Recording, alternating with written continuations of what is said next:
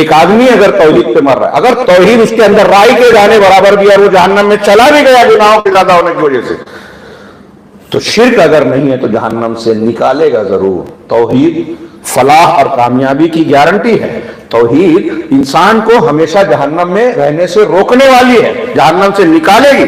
توحید گناہوں کا کفارہ ہے۔ اللہ تعالیٰ نے ایک حدیث قدسی میں فرمایا کہ اے ابن آدم، اگر تو زمین آسمان بھر کر مجھ سے ملے، میرے سامنے آئی، اس حال میں کہ تو نے میرے ساتھ شرک نہیں کیا ہے، تو میں زمین بھر کر اگر گناہ کر کے آیا ہے تو زمین بھر کے مغفرت کے ساتھ مجھ سے ملوں گا۔ اگر توحید کا درجہ آپ کا اونچا اونچا اونچا ہوتا چلا گیا، اعلیٰ درجے کی توحید ہے، تو بغیر حساب و کتاب کے جنت میں جائیں گے۔ اللہ پر بھروسہ ہوگا، توکل ہوگا۔ جو رقیہ نہیں کرواتے، جو دغواتے نہیں، داغ نہیں لگاتے، اور جو شگن نہیں لیتے۔ ابھی شگن پر آپ سن رہے تھے، بدشگونی پر، بلی نے راستہ کاٹا تو آپ نے بلی پر ایمان لے آیا۔ جو ایسا نہیں کرتے، ایسا عقیدہ نہیں رکھتے اور اپنے پروردگار پر بھروسہ کرتے ہیں، اللہ کے رسول نے بتایا کہ یہ وہ لوگ ہوں گے، اس امت کے 70,000 لوگ، جو بغیر حساب و کتاب کے، بغیر کسی عذاب کے جنت میں جائیں گے۔ یہ کوئی معمولی بات نہیں ہے، یہ توکل توحید کا اعلیٰ ترین درجہ ہے۔ تو ان بعض جو چیزیں جو توحید کے، میں نے 2-4 چیزیں بیان کی، چند چیزیں، یہ اس میں سے ایک ایک چیز کافی ہے اس کی اہمیت بتانے کے لیے۔ لیکن انسانی زندگی پر میں پلٹتا ہوں جہاں میں نے چھوڑا تھا، درمیان میں یہ بات بیان کی کہ لوگ کہیں گے کہ اہم چیز تو بیان ہی نہیں کی، کہ توحید کی بنیاد پر انسانوں کا نتیجہ انجام صحیح یا غلط ہونے والا ہے۔ یہ بات ذہن نشین ہے۔ اسی کی بنیاد پر سفارش ملے گی، اسی کی بنیاد پر جنت ملے گی، اس کی بنیاد پر اللہ کی رضامندی ملے گی۔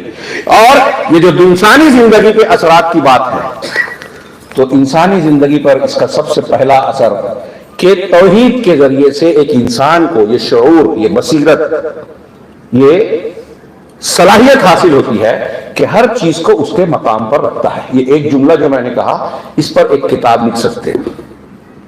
ہر چیز کو اس کا مقام دیتا ہے توحید پر چلنے والا شخص۔ اب اس کو آپ عقیدے میں دیکھیں، آپ رشتہ و پیوند میں دیکھیں، سماج میں دیکھیں، کسی ادارے جماعت میں دیکھیں، ایک عقیدہ توحید والا انسان ہے نا، تو ماں باپ کو ماں باپ کی جگہ پر رکھے گا، ان کو اس کا احترام دے گا، بزرگان دین کو ان کے مقام پر رکھے گا، نبی کو نبی کا مقام دے گا، اللہ کے حقوق کو سمجھ کے، اللہ کی عظمت و کبریائی کو سمجھ کر اس کے سامنے جھکے گا۔ یہ جو میں نے جملہ کہا، میں نے کہا کتاب لکھ سکتے ہیں، غور کیجیے۔ اللہ کا جو حق ہے توحید والا، وہ کسی اور کو نہیں دے سکتا۔ کٹ جائے، مر جائے، جل جائے، سجدہ اللہ کے لیے ہے تو کسی کے لیے نہیں کروں گا، ہے نا۔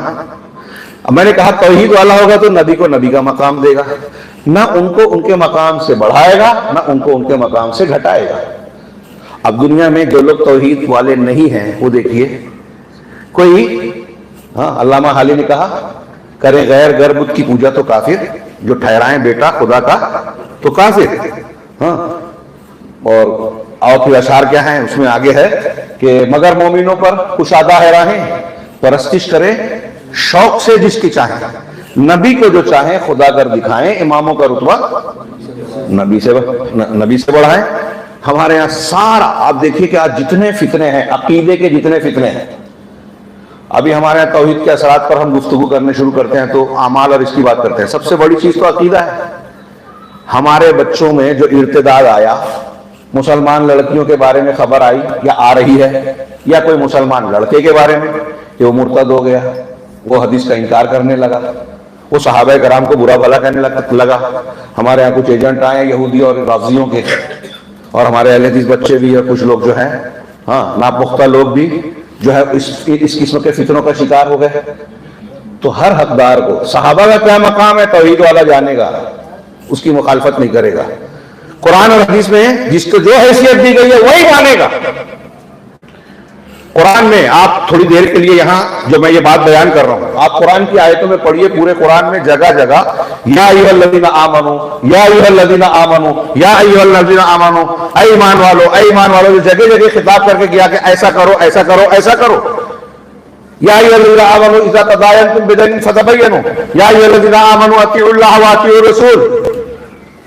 یہ جگہ جگہ جو مختلف احکامات بیان کیا گیا، اے ایمان والو کہہ کے، اس کا مطلب کیا ہوا کہ اگر آپ کے اندر ایمان اور توحید ہے تو آپ کو یہ جو آگے بیان کیا گیا اس پر عمل کرنا چاہیے، کرنا ہوگا۔ یہ ایمان کا تقاضا ہے. اس کا مطلب یہ کہ جتنی نیکیاں جتنے احکام قرآن و حدیث نے بتائے ہیں وہ ایمان کا تقاضا ہے. ایمان کے تقاضے میں توحید کے تقاضے میں شامل ہے. اگر آپ اللہ کی توحید مان رہے ہیں تو اللہ کے حکم کے سامنے جھکنا ہوگا, اور اللہ کہہ رہا ہے کہ اللہ کی اطاعت کرو, رسول کی اطاعت کرو, اور اولو الامر کی بھی کرو, ان دونوں کی مطابقت میں. وَأُولِي الْأَمْرِ مِنْكُمْ, تم میں جو اولو الامر ہیں, علماء ہیں, حکام ہیں, ان کی ماننا ہے, لیکن اللہ اور رسول کی اطاعت کے انڈر میں. اگر فَإِن تَنَازَعْتُمْ, اگر جھگڑا ہو جائے تو جھگڑا کس سے ہوگا؟ اللہ سے, رسول سے ہوگا کیا؟ نہیں, اولو الامر سے ہوگا. مطلب علماء سے اختلاف ہو گیا, عمرہ سے اختلاف ہو گیا, تو اب نتیجہ کیا کرنا ہے؟ سوشل میڈیا پہ ڈالنا ہے, عزت سے کھیلنا ہے, اس کے گھر میں, ہمارے امیر کے گھر میں جو غلطیاں ہیں اس کو جو ہے لانا ہے باہر, اور پھر دین کا حوالہ دیا ہے قرآن حدیث یہ ان کے گھر میں تو ایسا ہے. پبلک میں حساب کتاب لے رہے ہیں, جنت اور جہنم میں ڈال رہے ہیں, آپ ڈال رہے ہیں, ہم ڈال رہے ہیں. یہ دین نہیں ہے, یہ توحید والا ایمان نہیں ہے. یہ ہمارے یہاں اہل حدیث لوگوں نے توحید سمجھی ہوتی تو یہ عمل نہیں کرتے جو آج ہمارے یہاں بہت کامن ہے. دوسروں کی بات میں نہیں کرتا, ان کے یہاں تو کھلے کھلے شرک اور بدعت ہے. ہم اپنے آپ کو توحید والا کہتے ہیں. توحید اگر ہوگی تو ہر حقدار کو آدمی حق دے گا. اگر ایک آدمی, میں اکثر کہا کرتا ہوں, اگر ایک آدمی ماں باپ سے زبان درازی کر رہا ہے, بدتمیزی کر رہا ہے, نافرمانی کر رہا ہے, گھر سے نکال رہا ہے کسی باپ کو, ماں کو, تو وہ توحید میں کمزور ہے. اس کی توحید مضبوط ہوتی تو اپنے ماں باپ کے ساتھ وہی حق دیتا جو اللہ نے کہا ہے کہ ان سے اف نہ کہو, وہ کیسے بھی ہو. شرک سے بڑا گناہ نہیں کر سکتا نا کوئی. قرآن میں اللہ نے کہا کہ اگر وہ شرک کر رہے ہیں اور تم کو مجبور کرے تو ان کی اطاعت نہیں کرنا, شرک نہیں کرنا, لیکن وَصَاحِبْهُمَا فِي الدُّنْيَا مَعْرُوفًا وَإِنْ جَاهَدَاكَ عَلَىٰ أَن تُشْرِكَ بِي مَا لَيْسَ لَكَ بِهِ عِلْمٌ فَلَا تُطِعْهُمَا. اگر شرک کا حکم دے جس کا تجھے علم نہیں ہے, دلیل ہے ہی نہیں اس کی, تو وہ نہیں ماننا, لیکن دنیا کے معاملات میں ان کے ساتھ معروف اور اچھا معاملہ کرنا. اب آپ کے ابا, میرے ابا, فلاں کے ابا شرک سے بڑا گناہ کرتا ہے کوئی؟ آج ہمارے بدتمیزی کرتے کرتے میرے ابا بہت برے ہیں اس لیے میں ایسا کرتا ہوں.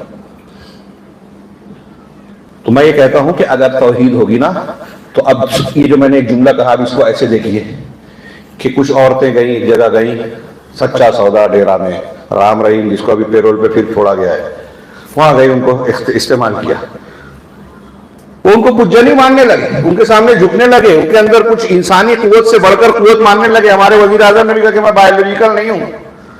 ایسا لگتا ہے کہ ماں سے پیدا ہوا تھا, پہلے لگتا تھا, اب نہیں لگتا, آسمان سے اترے. یہ صرف ان کی بات نہیں ہے. ہمارے یہاں جو جھوٹے قسم کے ہمارے شرک کی دکان چلانے کے لیے, اکثر میں بات کہتا ہوں کہ شرک کی دکان چلانے کے لیے ہندوستان پاکستان میں آپ دیکھیں گے کہ دین کی دعوت اور تربیت کے نام پر اللہ کی عظمت و کبریائی کو, توحید کو بیان کرنے سے زیادہ لوگ بزرگوں کے واقعات بیان کرتے ہیں, ان کی عظمت بیان کرتے ہیں, ان کے ہوا میں اڑنے کو بیان کرتے ہیں, بلکہ ہوا میں تیرنا اور پانی میں اڑنا. ایسا بولو, تھوڑا کم لگتا ہے اب ہوا میں اڑنا, پانی میں تیرنا. ہوا میں تیرنا, پانی میں اڑنا, پہاڑ پھینک پھینک کے کھیلنا, اور نہ جانے کیا کیا کرتے ہیں. گھور دیتے ہیں تو تالاب چالو ہو گیا, گھر ہو گیا, کرامت کرامت کھیل رہے ہیں ایسا لگ رہا ہے. یہ پبلک میں بیان کرتے ہیں, آپ ہنس رہے ہیں, لیکن غور کیجیے میں جو بات کہہ رہا ہوں اس پر, کہ عوام میں ارے وہ بزرگ تو بہت پہنچے ہوئے تھے. کتنے؟ اب تو آپ تو مریخ اور چاند پہ جا کے بولتے کہ بہت پہلے, وہ تو بہت اور آگے پہنچ گئے تھے, اور زیادہ بہت پہنچے ہوئے تھے. ابھی ہمارے یہاں کا ایک جاہل علامہ, میں اس کو جاہل علامہ بولتا ہوں ہمارے گاؤں کا, اس کی ایک کلپ سنا, اس کو کہہ رہا تھا کہ جب نوح علیہ السلام کی کشتی میں سفر کر رہے تھے لوگ, مطلب جو ایمان والوں اس پہ سوار ہوئے, کافی ڈوب رہے تھے, تو شیخ عبد القادر جیلانی اس کشتی میں بھی تھے. نعرہ تکبیر لوگ لگاتے ہیں. ایسے جاہل جاہل سننے والے ہیں تو ایسے جاہل جاہل لوگ سناتے ہیں. کتنی بڑی ایک آپ اندازہ لگائیے. میں نے کسی درس میں اور بھی ذکر کیا, ہمارے ایک دوست ہیں بریلوی سے, اہل حدیث سے, انہوں نے اپنے چچا کو سمجھایا, آج کل وہ بھی قریب ہے, ان چچا کو سمجھانے کی کوشش کی. وہ بریلوی خبر پرستی کرتے تھے, تو چچا کو سمجھایا اور کہا کہ اچھا ایک کام کرو, ہم کچھ سمجھا, اس سے پہلے آپ ایک کام کیجئے چچا جان, یہ میں آپ کو اردو ترجمے والا قرآن دے رہا ہوں, آپ پہلے نا اس کا پورا قرآن ترجمے سے پڑھ لیں, پھر ہم بات کریں گے. یہ اس شخص نے خود بتایا, بہت زبردست شخصیت ہے ہمارے مالیگاؤں میں, عوامی سماجی طور پہ بہت سے کام نپٹاتے ہیں. تو انہوں نے کہا کہ میں نے کچھ دنوں کے بعد چچا سے اسی درمیان جب ملاقات ہوئی، میں ڈیڑھ مہینہ ہو گیا، تو میں نے ان سے چلتے چلتے یہ پوچھ لیا کہ چچا جان پڑھ رہے ہو قرآن؟ تو ان کا جو جواب ہے آپ غور کیجئے، اور میں نے جو کہا کہ ہمارے یہاں شرک کی دکان چلانے کے لیے بزرگوں اور باباؤں کی حکایتوں کو زیادہ بیان کیا جاتا ہے، ان کی فضیلتیں بیان کی جاتی ہے، فلاں بزرگ تو ایسے تھے، فلاں تو ویسے تھے، اور ایسے کچھ زبان پہ آ رہی ہے، میں روک رہا ہوں اپنے آپ کو، ہاں کہ ایسے ایسے تھے اللہ کے، جبکہ انبیاء اللہ کی عظمتیں بیان کرتے تھے۔ اللہ کے رسول صلی اللہ علیہ وسلم کے سامنے دیکھیے، ایک صحابی نے کہہ دیا ماشاء اللہ و شئت، جو آپ چاہیں اور جو اللہ چاہے اور جو آپ چاہے، ارے جعلتنی للہ ندا، کیا تو نے مجھے اللہ کے برابر بنا دیا؟ نہیں، صرف جو اللہ چاہے یہ کہو۔ لوگوں نے کہا اے ہمارے آقا، ہمارے سردار، یا سیدنا و خیرنا قضا و قضا، اللہ کے حکم کہ نہیں یہ مت کہو، کیا انی لا احب ان ترفعونی فوق منزلتی التي انزل اللہ بہا، او کما قال، کہ میں اس بات کو پسند نہیں کرتا کہ تم مجھے میرے اس مقام سے اونچا اٹھاؤ جو اللہ نے مجھے دیا ہے۔ تو اللہ کے رسول اپنے آپ کو چھوٹا بتلا رہے ہیں، اللہ کی عظمت کبریائی اور توحید بیان کر رہے ہیں۔ کوئی اگر کہیں تعریف کرنے لگا، جائز تعریف بھی کی تو آپ نے روک دیا تاکہ آگے نہ بڑھ جائیں۔ ایک لڑکی نے کہہ دیا وفینا نبی یعلم ما فی، شادی میں گئے تھے انصار کے ایک پروگرام میں، اس میں کچھ واقعات کا ذکر ہو رہا تھا، اشعار پڑھتے پڑھتے ایک بچی نے کہہ دیا، بخاری میں ہے وفینا نبی یعلم ما فی غد، کہ ہمارے اندر ایسا نبی ہے جو کل کی بات کو بھی جانتا ہے۔ اللہ کے رسول نے کہا دعی ھذا، یہ قول چھوڑ دو، یہ شعر مت پڑھو، دوسرا مت پڑھو، وقل باللتی کنت تقول، جو پہلے پڑھ رہی تھی گا رہی تھی وہی پڑھو۔ شعر میں بھی شرک نہیں چلے گا۔ ہمارے یہاں شورا سمجھتے ہیں کہ شورا کو پانی ملانے کی دودھ میں کچھ اجازت ہوتی ہے، جی نہیں چلے گا۔ عقیدہ توحید ہی رہے گا۔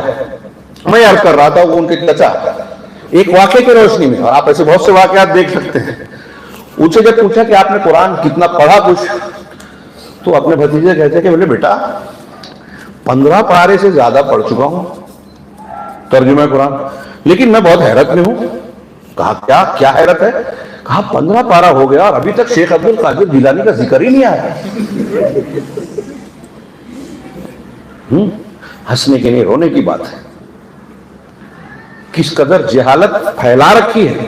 یہ جہالت ایسے ہی نہیں آئی، عوام کے جو قرآن و حدیث سے دور ہیں ان کو بزرگوں کے واقعات، بزرگوں کی کرامات، ان کی حیثیت، وہ نظام کائنات چلا رہے ہیں، ان سے مانگو دے دیں گے، ان سے استعاذہ کرو، کوئی تکلیف آئے تو ان کو پکار لو، ایسے دماغ میں گھسا دیا کہ اللہ کا تصور ہی نہیں آتا۔ کعبۃ اللہ میں بھی جا کے لوگ سمجھتے ہیں کہ یہاں کوئی درگاہ ہے، ایسے واقعات بھی آئے، ہمارے علماء نے بتایا کہ بڑی والی درگاہ یا کہاں ہے۔ کعبہ کے اندر پوچھ رہی ہے ایک عورت ہمارے قالین سے، وہ درگاہ کہاں ہے بڑی والی؟ یہ دماغ میں بنا ہے کہ یہ اسلام ہے۔ تو میں یہ عرض کرنا چاہتا تھا کہ اس کے نتیجے میں کیا ہوتا ہے جب آپ کو توحید نہیں معلوم، تو اب دیکھیے کہ اللہ کے رسول کو کہا وہ مختار کل ہیں، ہاں جو چاہیں اختیار رکھتے ہیں، کلمہ نہیں پڑھوا پائے اپنے چچا ابو طالب کو، دعا کرنا چاہے اللہ نے منع کر دی۔ یہ قرآن میں نہیں کہہ رہا ہوں، ابھی بول دیں گے گستاخ رسول، آپ ہیں گستاخ رب ہیں، رب کی ہر شرک کرنے والا اللہ کو گالی دیتا ہے کہ تیرے برابر اس کو بنا رہا ہوں، اولاد نہیں مل رہی ہے تو میں بازار میں جا کے لے لوں گا، تجھ سے نہیں مانگتا۔ اللہ کو گالی دیتا ہے، مجھے سب سے بڑی توہین کرتا ہے، اور جب اللہ کی توہین کر رہا ہے تو اس لائق نہیں ہے کہ معاف ہو، اس لیے شرک پر مرنے والا بغیر توبہ کے کبھی جہنم سے نکلے گا نہیں، اور نکلنا بھی نہیں چاہیے، یا کل بھی کہتے ہیں۔ ہمارے یہاں کے ڈاکٹر صاحب نے پوچھا شرک کیوں نہیں معاف ہوگا؟ وہ علماء نے 10 جواب دیا۔ شاہ اسماعیل نے کہا کہ ایک بادشاہ اپنی رعایا میں سے کسی انسان کی بڑی سے بڑی غلطی کو، قانون کی خلاف ورزی کو چھوڑ سکتا ہے، معاف کر سکتا ہے، لیکن اگر وہ یہ کہے کہ تیرے کو بادشاہ مانتا ہی نہیں، فلاں کو مانتا ہوں، چھوٹے آدمی کو اس کو مانتا ہوں اور اس کو تاج پہناؤں گا، تیرے قانون کو نہیں مانتا، اگر وہ اس کی بغاوت کرے تو دنیا کا کوئی حکمراں ایسی رعایا میں سے ایسے شخص کو معاف نہیں کرے گا۔ معاف کرے گا تو بولیں گے کہ یہ حکمراں جو ہے کمزور ہے۔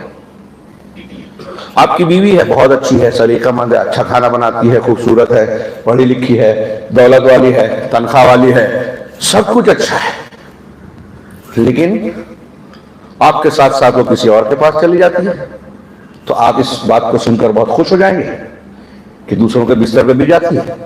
آپ کی بیوی گھر میں کوئی نقصان پہنچا دے, آپ جھیل جائیں گے. کوئی تکلیف دے دے, آپ سے زبان درازی کر لے, آپ معاف کر سکتے ہیں.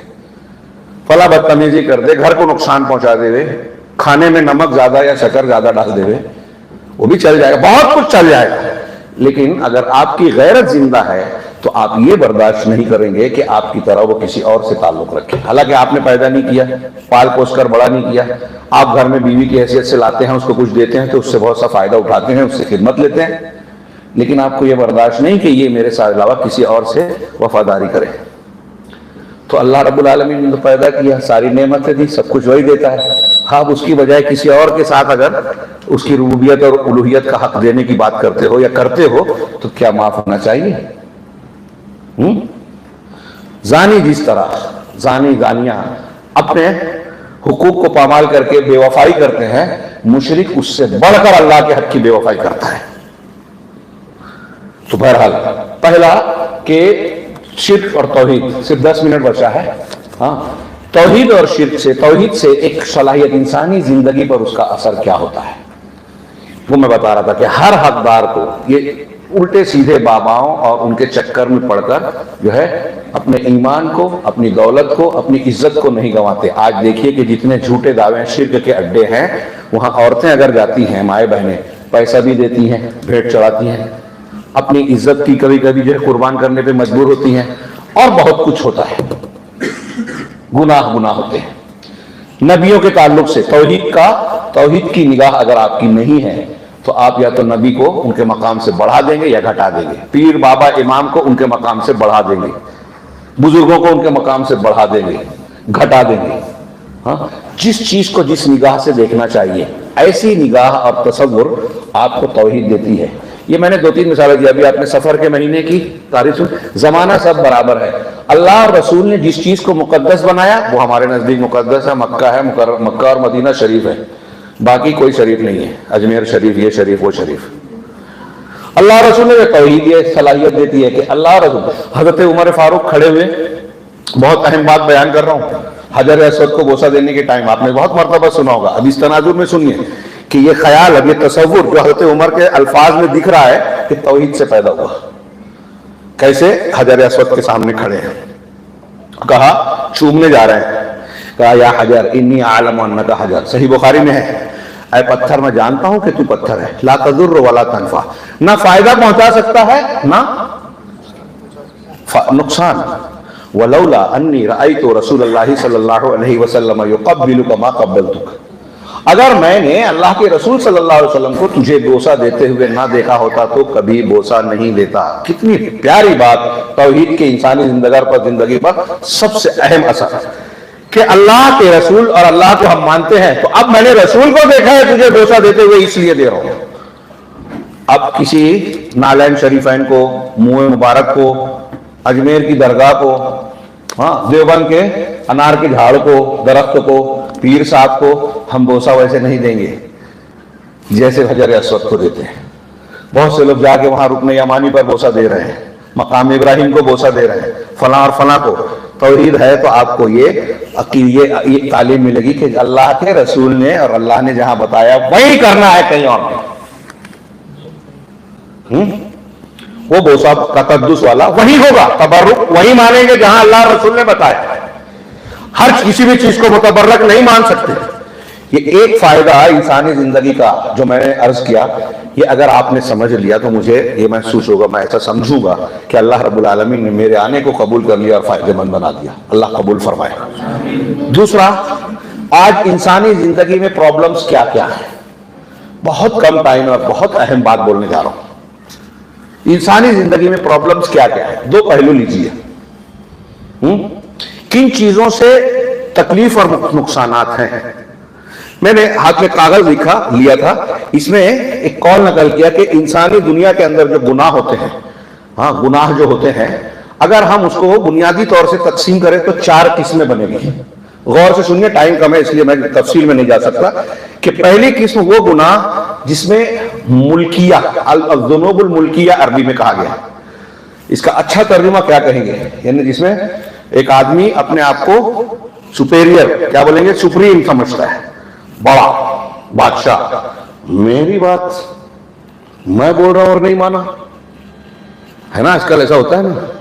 हमारे कुछ बुजुर्ग होते हैं, आलिम बन के, अरे हमारे सामने इसकी क्या हैसियत, हम तो फला मौलाना से मिल चुके हैं, ये आज हमको बताएगा। हाँ बताएगा, जब आपको मालूम नहीं है तो बताएगा। तो इस गुनाह की इस किस्म में कौन सा, जैसे तकब्बुर आता है, अपने आप को बड़ा समझना, ऊंचा समझना, हाँ, जबरूत, और लोगों को गुलाम बनाना, अपना मातहत बनाना।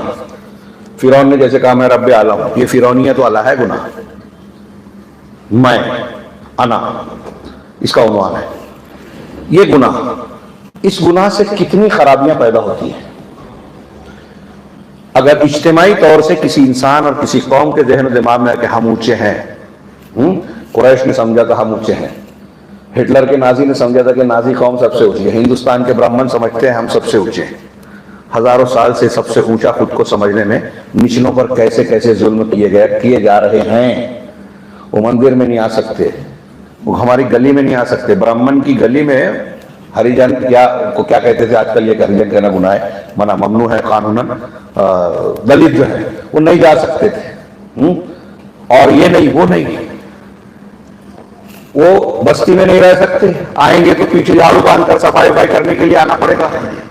जेवर नहीं पहन सकते, वो कीन के टुकड़ों के सोने चांदी के जेवर नहीं पहन सकते। उनकी लड़कियों को जब चाहे ब्राह्मण उठा सकता है, और किसी भी हिंदू औरत का या औरत का असली शौहर ब्राह्मण होगा। उनके मनुस्मृति और दूसरी किताबों में लिखा है, अगर किसी दूसरी जाति के आदमी की और बीवी है भी और किसी ब्राह्मण को पसंद आ गई तो वो उसे ले जाके उठा सकता है, शादी कर सकता है। वो पैदा होता है तो देवताओं से ताल्लुक होता है। ये ऊंच नीच के इस तस्वुर ने मजहबी अकीदे के एतबार से लेकर समाजी जिंदगी तक लोगों को गुलाम बनाया है कि गरीब को और गरीब करो। अभी आजकल जो हिंदुस्तान में गरीब गरीब तर होता जा रहा है और 200 लोगों पर पूरी हिंदुस्तान की दौलत सिमटती जा रही है, उसमें बाज गहरी निगाह कर रखने वाले मुहक्किकीन का कहना है कि वो यही तस्वुर है कि सावरकर ने मनुस्मृति वगैरह की बुनियाद पर ये जो तस्वुर दिया कि अगर आप चाहते हैं कि आपकी हुकूमत कायम रहे तो लोगों को हमेशा मजबूर और परेशान रखो। वो अपनी रोजी रोटी में जब परेशान रहेंगे तो आपकी हुकूमत के लिए चैलेंज नहीं बनेंगे, आपके गुलाम बन के रहेंगे। कुछ मुफ्त अनाज दे दो, कुछ दान पुण्य कर दो और सारी दौलत अपने हाथ में रखो तो लोग आपके गुलाम रहेंगे। हालांकि ये बकवास तस्वुर है, दुनिया ने इसको रिजेक्ट किया है। आज जो खुशहाल ममालिक है वहां ये चीज नहीं है, और आज अभी वो अंजाम देखना शुरू कर रहे हैं। हाँ, श्रीलंका में और दूसरे मकामात पे लोगों ने सड़कों पर दौड़ा के मारा हुक्मरानों को, शायद ये भी इंतजार कर रहे हैं। उन्हीं के लोग, जब भूख प्यास आएगी उनके बच्चे भूखे मरने लगेंगे और सिर्फ चंद लोगों के हाथ में सारी दौलत सारी चीजें होगी, तो यही होगा। तो मैं ये कह रहा था कि कत्ल गारत दरी मचती है, जुल्म ज्यादती होती है, ये ऊंच नीच के तस्वुर से, भेदभाव से, ये तकब्बुर आ गया। तकब्बुर, इब्लीस ने अल्लाह का कानून नहीं माना, कुरान ने कहा कि वो अकड़ गया। इब्लीस ने नहीं माना, अबा वस्तकबरा, अल्लाह का कानून था, नहीं माना, मतलब ना मानने की वजह तकब्बुर, अपने आप को बड़ा, ये मलकूती मुल्की जो है गुनाह। फिरौन ने हज़रत मूसा की बात नहीं मानी, मुशरिकीन ने अपने अंबिया की नहीं मानी। आप कुरान में जगह जगह देखें, टाइम नहीं है, कि वो लोग इस्तिकबार करते थे। इन्नल्लज़ीना युजादिलूना फी आयातिना मिन गैर सुल्तान बगैर सुल्तान अताहुम इन फी कुलूबिहिम इल्ला किब्रुन। अल्लाह ताला ने कुरान में कहा कि जो लोग हमारी आयतों के सिलसिले में बगैर किसी दलील के झगड़ा कर रहे हैं, झगड़ा करते हैं, उनके दिलों में किब्र है, तकब्बुर है। ये हर गुनाह में हो सकता है। जब आपको ये कहा जाए कि अल्लाह के रसूल की ये सुन्नत है सल्लल्लाहु अलैहि वसल्लम, और आप नहीं मानते कि नहीं मेरे तो समझ में नहीं आती, मेरे अब्बा और मेरे फला, मेरा मसलक तो यह है, तो आपके अंदर तकब्बुर है। दलील मुस्लिम शरीफ की हदीस, सलमा बिन अकवा कहते हैं कि अल्लाह के रसूल के साथ एक शख्स खाना खा रहा था, उसने उल्टे हाथ से, लेफ्ट हैंड से खाना शुरू किया। आपने कहा कुल बेयमीनिक, दाहिने हाथ से खाओ, तो उसने कहा मस्तताअता, कि मेरी ताकत नहीं है। तो कहा लस्तताअता, अल्लाह के रसूल ने बद्दुआ दे दी, जिन्होंने ताइफ वालों को ने दी थी, इसे भी, कि तुझे कभी ताकत ना मिले। सल्लम बिन अकवा कहते हैं कि आपके बाद, उस दिन के बाद से उस आदमी का सीधा हाथ कभी मुंह तक नहीं आया, और उसने जो अल्लाह के रसूल की बात को नहीं माना था वो किब्र और तकब्बुर की वजह से नहीं माना था। आपको घर में कहा जाता है कि बेटी का हक दे दो, बीवी को बहन का हक दे दो, आप कहते हैं अरे कमाया हमने, मेहनत हमने की, उसको ऐसे ही दे देंगे, वो लेके चली जाए। ये तकब्बुर है आपका, इब्लीसियत और फिरौनियत है। हर शख्स में इब्लीसियत फिरौनियत है जिसका। शेख 5 मिनट और ले लो, 2-4-5 मिनट। ये सिर्फ इतना सा मैं वजाहत कर दूं। इसी तरीके से अल्लाह तबारक व तआला ने दूसरा गुनाह की दूसरी किस्म जो है शैतानियत, वो गुनाह जो शैतानत की वजह से आते हैं, उसमें धोखा है, कीना कपट है, हाँ, और झूठ है, बुराई का हुक्म देना और नेकियों से रोकना, बुराई का हुक्म देना, नेकियों से रोकना। आज हमारे समाज में ये बहुत है। हम और आप अपने बच्चों को नहीं बोलते नमाज पढ़ो, अपनी बीवी को नहीं बोलते कुरान समझो, हम अपने बच्चों के लिए आलिम का इंतजाम करते नहीं है, लाखों रुपए डोनेशन देके दुनिया के चंद साल कमाने के लिए डॉक्टर इंजीनियर बनाते हैं, लेकिन जन्नती बनाने के लिए हमारे पास 500-700 के ट्यूशन देने के लिए मौलवियों को जो है पैसा नहीं है, या इसकी जरूरत नहीं है। कितनी तौहीद से और ईमान से कितनी दूरी है, कितनी दूरी है, कितनी अहमियत से कमी है, ये जहालत है।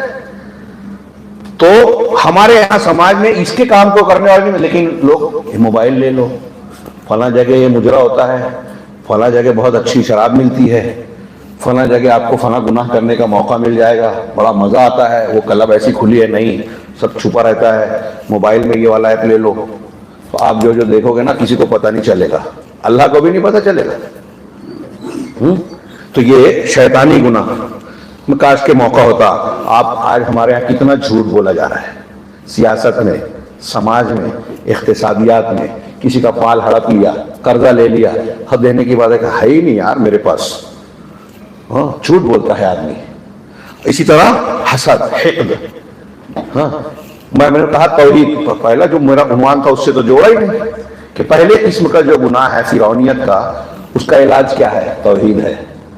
हम नमाज में, अजान में कहते हैं अल्लाह अकबर, अल्लाह सबसे बड़ा है, अल्लाह की अजमतों की बियाई वाले उसके नाम तौहीद की बुनियाद पर जान लें, सीख लें कि पूरी जमीन आसमान अल्लाह ताला क़यामत के दिन अपनी मुट्ठी में रखेगा, 7 आसमान अल्लाह के दाएं हाथ में लिपटे होंगे, कुरान कहता है, और हदीस में भी उसकी वजाहत है।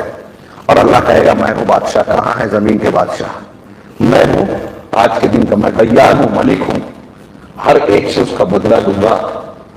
कोई जन्नती जन्नत में नहीं जा सकता जब तक कि जहन्नमी का उस पर कोई हक है तो अदा ना कर दे, कोई जहन्नमी जहन्नम में जा नहीं सकता जब तक कि जन्नती का कोई हक है उसको अदा ना कर दे।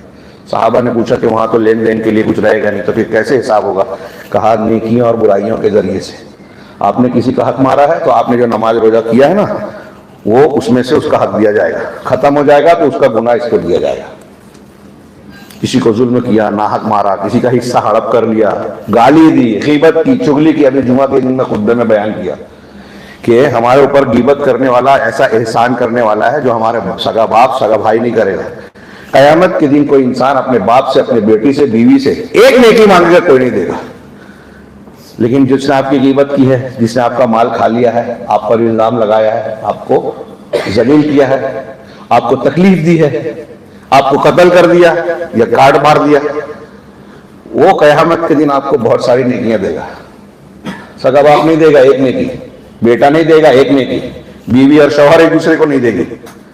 लेकिन जिसने मेरी गीबत की है, वो मेरी गीबत जो यहाँ की है उसके बदले में वहां मुझको नेकियां देगा अपनी। यहाँ वो चाहता है कि मैं बदनाम हो जाऊं, मेरा बुरा हो, क्योंकि मुझसे नफरत करता है, लेकिन जो मुझसे दुनिया में नफरत कर रहा है, कयामत के दिन वही मेरे ऊपर सबसे बड़ा एहसान करेगा। सोचिए थोड़ी देर के लिए, हमारे समाज में हम जिसको बुरा समझ के बुराई कर रहे हैं, उसकी हमारी नमाज उसको देने वाले हैं कयामत के दिन। साफ कर ले पहले तो तौहीद, अगर अल्लाह तबारक व तआला सबसे बड़ा है, उसकी अजमतों की किबरियाई हमारे दिलो दिमाग में छा जाएगी, तो बंदा अपने आप को छोटा समझेगा, फिरौनियत और इब्लीसियत नहीं रहेगी, तकब्बुर, अना नहीं रहेगी। अपने आप को देखिए, रसूलुल्लाह सल्लल्लाहु अलैहि वसल्लम, आपके मकाम को दुनिया में कोई पहुंच नहीं सकता, लेकिन आप कहते हैं अल्लाहुम्मा इन्नी अब्दुक व इब्नु अब्दिक व इब्नु, अल्लाह मैं तेरा बंदा, तेरे बंदे का बेटा, तेरी बंदी का बेटा हूं, हाँ, मेरी पेशानी तेरे हाथ में, नासियती बियदिक। हाँ, आप गरीबों में इस तरह बैठते, मजलिस में इस तरह बैठते कि लोग आए तुम में से मोहम्मद कौन है। आप डबल एक खच्चर पे है, गधे पर सवार होते हैं और पीछे आदमी को भी बिठा लेते हैं। बच्चों में, बच्चों से सलाम में पहल करते, हम में से जो लोग सलाम में पहल करने से कतराते, सोचते वो करता कि नहीं देखूं, उसके अंदर तकब्बुर है। ये मैं नहीं कह रहा हूं, हदीस में है। सलाम में पहल करें, अपने आप को छोटा समझे। یہ توحید انسان کو تواضع سکھاتی ہے، تکبر سے بچاتی ہے. ایک گناہ کی ایک قسم. دوسری گناہ کی قسم شیطنت، حسد، جلن، کینہ، کپٹ، برائی کا حکم دینا. جب آدمی حسد کرتا ہے، ارے اس کو دولت ملی، اس کو خوبصورتی ملی، اس کو عزت ملی، مجھے نہیں ملی. اس کو عزت، خوبصورتی، دولت جو مل رہی ہے کون دے رہا ہے؟ جب ہمارا عقیدہ توحید مضبوط ہوگا کہ اللہ جو چاہتا ہے، جس کو چاہتا ہے، جتنا چاہتا ہے دیتا ہے. ہر نماز کے بعد پڑھتے ہیں اللہم لا مانع لما تعطی، جو تو دینے والا ہے اسے کوئی روک نہیں سکتا، جو تو روک لے کوئی دے نہیں سکتا. ہر حدیث، ہر نماز کے بعد پڑھتے ہیں. جب ہم یہ پڑھتے ہیں تو کسی کو دولت ملی ہے، کسی کو کامیابی ملی ہے، کسی کو عہدہ ملا ہے، یہ اللہ دے رہا ہے. اب جب آپ اس پہ حسد کر رہے ہو تو اس کا مطلب یہ ہوا کہ آپ کو اللہ رب العالمین کی تقسیم پسند نہیں ہے. یہودیوں سے اللہ نے کہا کہ رسول بنایا تو تم بولتے ہو اس کو کیوں رسول بنایا؟ ہمارے بنی اسرائیل میں ہونا چاہیے. تو اللہ تم سے پوچھ کر اپنی نعمت بانٹے گا؟ اپنی نعمت کی تقسیم اللہ تم سے پوچھ کر کرے گا؟ تو یہ جو بیماریاں ہیں، موقع نہیں ہے کہ میں اس کی دلیلیں، مثالیں، تفصیل میں جاؤں. اس کا علاج بھی توحید ہے. ہاں. تیسرے گناہ کی قسمیں کون سی ہیں؟ وہ جنوب، جس کو سبعیہ، درندگی والے گناہ کہا جاتا ہے، جس میں غضب ہے، عدوان، سرکشی ہے، ظلم ہے، تعدی ہے، لوگوں کی جان مال پر تعدی ہے. جیسے کہ آج کل ہوتا ہے، فساد کیا، حملہ کر دیا، بلڈوزر چلا دیا، ہاں، بے قصور لوگوں کو جیل میں ڈال دیا. ہو رہا ہے. خاص طور سے پاور والا، طاقت والا یہ کرتا ہے. اور ہم اپنے سے نیچے والوں پہ کرتے ہیں. ہم اللہ ہمارے اوپر مقرر کر دیا ہے ایسے حکمرانوں کو جو ہمارے بچوں کو جیل میں ڈال رہے ہیں. ہم اپنے گھر میں عورتوں پر ظلم کر رہے ہیں، بچوں پر ظلم کر رہے ہیں، مزدوروں اور خادموں پر ظلم کر رہے ہیں. مسجدوں میں جو ہے امام مؤذن پر ظلم کر رہے ہیں. کوئی برا نہ مانے، کوئی برا نہ مانے. میں نے مالیگاؤں میں وہ ایک کلپ آئی تھی، اس کو سنا دیا تھا. تو اہل حدیثوں کے ساتھ دیوبندیوں میں بھی بہت پسند کی گئی، خاص طور سے امام اور مؤذنین میں. ہاں، کہ امام صاحب نے آگے، ٹرسٹی صاحب نے، چیف ٹرسٹی نے کہا امام صاحب سے کہ امام صاحب میرے بیٹے کی فلاں فلاں کامیابی ہو گئی، دعا کیجئے کہ اچھی عزت اور والی جو ان کو نوکری مل جائے. تو امام صاحب نے بآواز بلند دعا کی کہ اللہ ان کو خوب ترقی دے، اونچا مقام دے، اور میرے برابر ان کی تنخواہ بھی دے دے. تو امام صاحب تو ٹرسٹی صاحب تڑپ گئے. یہ کیا بات ہوئی؟ کیوں، کیا ہوا کہ آپ کے برابر تنخواہ کیسے؟ کیوں، کیا ہوا؟ انہوں نے تو بہت بھائی آپ مجھے تنخواہ دیتے ہو اور لگتا ہے کہ میں بہت اونچا مقام ہے، آپ میرے پیچھے نماز پڑھتے ہو، تو جب آپ کو لگتا ہے کہ میرا گھر کا گزارا اس میں ہو جاتا ہے تو آپ کے بیٹے کا بھی ہو جائے گا، سارے مسائل حل ہو جائیں گے، ہے نا؟ تو جب آپ ابھی ہنسنے کی بات نہیں، سوچئے یہ چھوٹی چھوٹی چیزیں نا ہمارے گناہ اعمال ہے. دیکھیے علامہ ابن قیم نے، وہ سورہ انعام کی ایک آیت ہے، ہاں، کہ وَكَذَلِكَ نُوَلِّي بَعْضَ الظَّالِمِينَ بَعْضًا بِمَا كَانُوا يَكْسِبُونَ، اس کی تفسیر میں کہا کہ اعمالکم امالکم، تمہارے اعمال ہی تمہارے حکمراں ہیں. ہم جیسا عمل کر رہے ہیں، اپنے سے نیچوں کے ساتھ جیسا عمل کریں گے، قرآن کی آیت کہہ رہی ہے اللہ ہمارے اوپر ویسے ہی حاکم مسلط کرے گا. اور جتنا ہم کمزوروں کا حق ماریں گے اس سے زیادہ حق وہ ماریں گے. اور ہمارے گھروں پر بلڈوزر چل رہے ہیں، قانون ہمارے خلاف بن رہے ہیں، ہماری پراپرٹیز پر نظر ہے وقف کے قانون کے، نئے قانون کے تحت میں ہماری شریعت اور دین میں دخل دیا جا رہا ہے. اس کا تعلق توحید سے کیسے ہے؟ جب آپ کے اندر توحید ہوگی تو آپ اللہ کے فیصلوں پر راضی ہوں گے. اللہ تبارک و تعالیٰ نے جو کچھ دیا ہے اس پر قناعت ہوگی، قناعت ہوگا تو صبر ہوگا. حسد نہیں ہوگا کہ اس کو دولت ملی ہے، اس کو ملی ہے، اللہ نے دیا تو ہوئی ہے. اس کو فلاں فلاں چیزیں نعمتیں ملی ہے تو اللہ کے دینے سے ملی ہے. ہاں، اسی طریقے سے آخری پر آ جاؤں، کام کم ہے، لوگوں کا مال کھانا، لوگ آج دھوکہ دے کے ایک دوسرے کا حق مارتے ہیں. توحید ہوگی تو یہ نہیں ہوگا. ہاں، میرے ابا کی دوسری شادی ہو جائے تو مجھے لگتا ہے کہ دوسری شادی کر لیں گے، اور بھائی بہن آ جائیں گے تو میرا حصہ کم ہو جائے گا. محلدار یہ سوچ کے دوسری شادی نہیں کر رہے ہیں، غریب کہتا ہے طاقت نہیں ہے. یہ میں ایک مثال دے رہا ہوں، دوسرے معاملے بھی. تو یہاں جو تصور ہے کہ میرے اور بھائی آ جائیں گے تو میرا حصہ کم ہو جائے گا، آپ ایسا سمجھتے ہیں کہ اللہ رب العالمین نے آپ کا حصہ 1 کروڑ لکھا تھا تو بھائی آ جانے کی وجہ سے وہ 50 لاکھ ہو جائے گا. کیسا عقیدہ ہے آپ کا؟ اگر آپ کا 1 کروڑ ہے حصہ تو 1 کروڑ ہی ملے گا. 100 بھائی اور آ جائیں تب بھی 1 کروڑ ہی ملے گا. اور اگر 5000 لکھا ہے تو کوئی بھائی بھی نہ رہے 5000 ملے گا، بلکہ ہو سکتا ہے حصے میں قرضہ ملے کہ ابا کا قرضہ ادا کرو.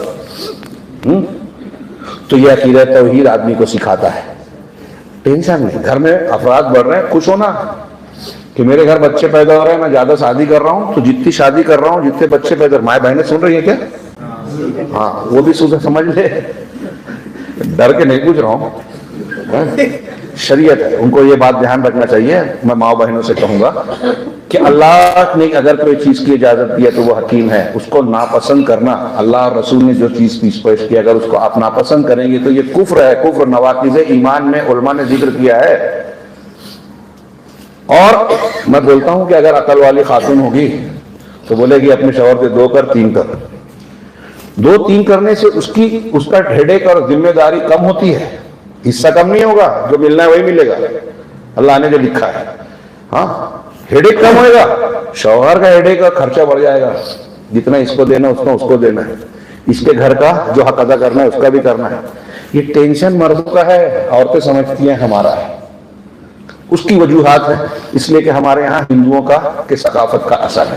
خیر وہاں اس پر دوسری بات، وہ دوسرے مقام پر گفتگو کریں گے. تو اللہ تبارک و تعالیٰ کی جب توحید ہوگی تو آدمی کو، اب یہاں شیخ عبد الرحمن بن ناصر نے ایک بہت اچھی بات لکھی ہے کہ توحید اور ایمان ہوتا ہے جس آدمی کے اندر. ہاں یہ جو کاغذات میرے پاس زیروکس ہے، بہت لمبا چوڑا لیکن بہت شاندار لکھا ہے، کسی موقع پر اسے بیان کر دوں گا. انہوں نے کہا کہ اگر آپ کے اندر ایمان اور توحید ہے تو زندگی کے جتنے معاملات ہیں آپ اس ایمان کے ذریعے سے رہنمائی اور سہارا لیتے ہیں. اگر آپ خوش ہیں تو توحید آپ کو شکر کرنے والا بنائے گی، اس نعمت کا قدردان بنائے گی، اور جب آپ اس کا شکر ادا کرو گے تو نعمت بڑھے گی، جیسا کہ اللہ کا وعدہ ہے. دلیلوں کا موقع نہیں ہے، دلیل ہے. اگر آپ کو تکلیف مصیبت پریشانی ہے تو آپ کہو گے انا للہ و انا الیہ راجعون. کوئی مر گیا، کوئی دکھ ہو گیا، کاروبار میں نقصان ہو گیا، ہاتھ کٹ گیا، بیٹے فیل ہو گئے، فلاں فلاں نقصان ہو گیا، گھر کی چھت ٹپک رہی ہے اور خطرہ ہے، کوئی بھی تکلیف مصیبت آپ کو آ رہی ہے، ہاں مسلمانوں پر آ رہی ہے، انا للہ و انا الیہ راجعون. آپ کے ایمان کو مضبوط. تو علامہ عبد الرحمن بن ناصر السعدی کہتے ہیں کہ توحید اور ایمان کا صرف اگر اس ایک فائدے کو آپ دیکھیں کہ دنیا میں جتنے بھی انسان ہیں، ہاں مرد ہو، عورت ہو، عام آدمی ہو، مزدور ہو، مالک ہو، دکاندار ہو، بادشاہ ہی کیوں نہ ہو، سب کو کچھ نہ کچھ ٹینشن مصیبت تکلیف ہوتی پہنچتی ہی ہے. صدمات اس زندگی کی ایک ایسی حقیقت ہے جس سے کوئی بھی نہیں محفوظ رہ سکتا. جنت میں چھٹکارا ملے گا اس سے، اللہ ہم کو جنتی بنائے. تو صدمات میں توحید اور ایمان انسان کے لیے سب سے بڑی تسلی کا کام کرتی ہے. وَمَن يُؤْمِن بِاللَّهِ يَهْدِ قَلْبَهُ، سورۃ تغابن کی آیت ہے. جو ایمان رکھتا ہے اللہ اس کے دل کو ہدایت دیتا ہے. اس کی تشریح علماء نے کی کہ اگر کوئی تکلیف مصیبت پہنچتی ہے تو اللہ وہ مومن بندہ یقین رکھتا ہے کہ یہ اللہ کی طرف سے ہے اور پھر اس پر راضی رہتا ہے. تو جو ایمان رکھتا ہے، جو توحید ہے، اللہ اس کو ہدایت دیتا ہے. وہ آیت بھی سورہ انعام کی، الذین آمنوا ولم یلبسوا ایمانہم بظلم، جو لوگ ایمان لائے اور اپنے ایمان کے ساتھ ظلم کی آمیزش نہیں کی ان کے لیے امن ہے.